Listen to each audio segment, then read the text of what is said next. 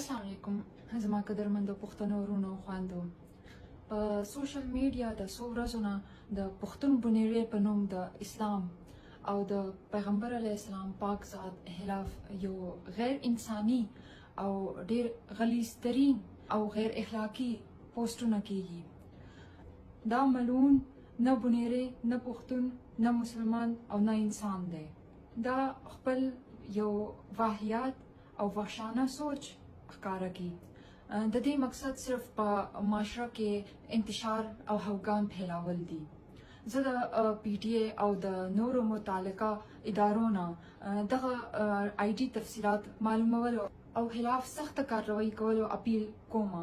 څوک چې زموږ د بنیریانو او د پښتنو ورونو او خویندو زړه ازاروي. زه د خپل ښایسته بنیر او پښتون نوم په دروغه د استعمال سخت غندنه کوم. بنیریان او پښتانه ډیر غیرتي او ډیر انسان دوسته قوم دی. اسلام یو پاک مقدس او د سلامتیا دین دی. اسلامي تعلیمات د هر انسان او د عقیدې بے حرمتي نخي. دا غندنه نه صرف زما طرف نه ده خو په حیثیت د بنیر لور زه دا غندنه د پوره د بنیر طرف نه کوم.